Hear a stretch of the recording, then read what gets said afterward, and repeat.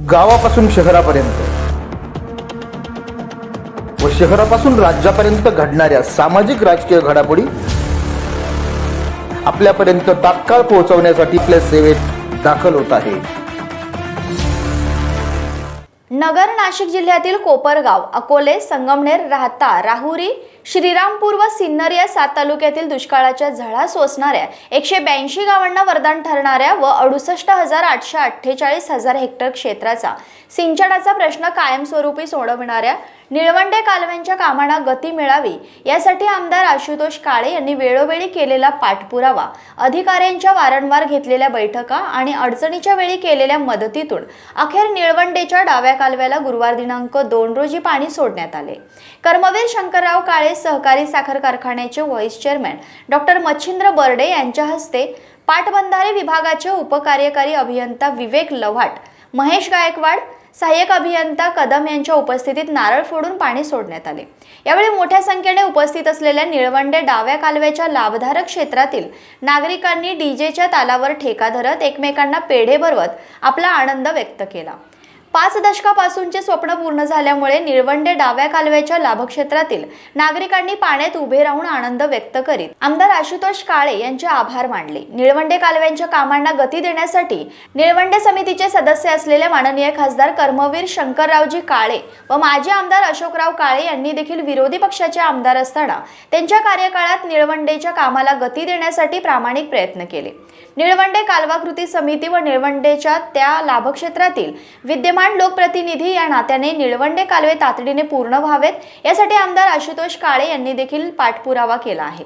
यावर्षी कोपरगाव मतदारसंघात अतिशय कमी पाऊस झाल्यामुळे भविष्यात पाण्याचे दुर्भिक्ष्य जाणवणार होते. त्यामुळे 100% भरलेल्या निळवंडे धरणातून डाव्या कालव्याच्या लाभक्षेत्राच्या गावातील बंधारे, साठवण तलाव, पाझर तलाव भरून घेतले तर प्रशासनाचा त्रास कमी होऊन टँकर सुरू करण्याची वेळ टाळता येऊ शकते.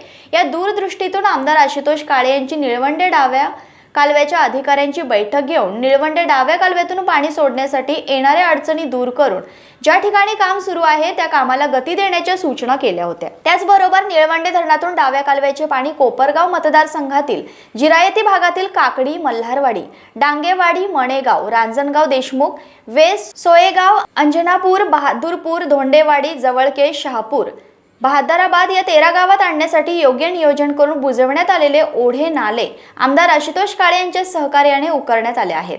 आमदार आशुतोष काळे यांनी सिमेंट पाईप देखील उपलब्ध करून दिल्यामुळे जलद गतीने या गावांमध्ये पाणी येण्यास मदत होणार आहे.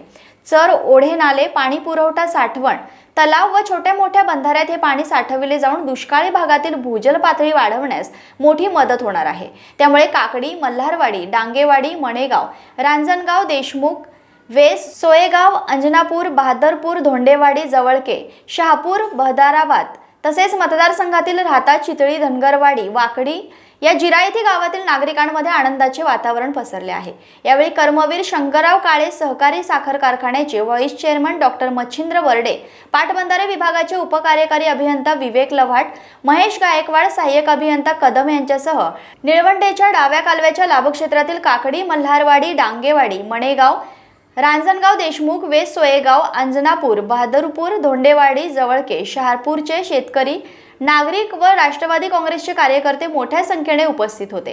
निळवंडे कालव्यांची चाचणी पूर्ण झाल्यामुळे कधी आपल्या गावात कधी पाणी येते यासाठी लाभधारक क्षेत्रातील शेतकरी व नागरिक आस लावून बसले होते.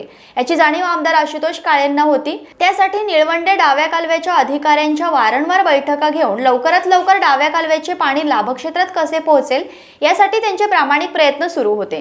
त्या प्रयत्नांना अखेर यश मिळाले असून वर्षानुवर्ष दुष्काळाच्या झळा सोसणाऱ्या व चातकाप्रमाणे निळवंडेच्या पाण्याची वाट पाहणाऱ्या नागरिकांची प्रतीक्षा संपुष्टात येऊन त्यांच्या चेहऱ्यावरचा आनंद माझ्यासाठी अलौकिक ठेवा असल्याचे आमदार आशुतोष काळे यांनी म्हटले असून मागील 5 दशकापासून प्रलंबित असलेला अत्यंत जिव्हाळ्याचा प्रश्न सुटला असून निळवंडे डाव्या कालव्याच्या लाभक्षेत्रातील नागरिकांना दिवाळीची भेट असल्याचे आमदार आशुतोष काळे यांनी म्हटले आहे.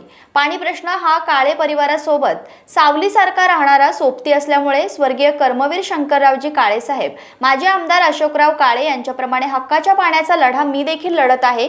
त्यामुळे यावर्षी चुकीच्या समन्यायी पाणी वाटप कायद्याचा आधार घेऊन गोदावरी कालव्याच्या लाभक्षेत्रात कमी पर्जन्यमान झाले असताना संकटकाळी परिस्थितीत जायकवाडीला पाणी सोडण्याचा निर्णय होऊ नये यासाठी माजी आमदार अशोकराव काळे यांच्या मार्गदर्शनाखाली सर्वप्रथम उच्च न्यायालयात कर्मवीर शंकरराव काळे कारखान्याच्या सभासदांच्या वतीने याचिका दाखल केलेली आहे।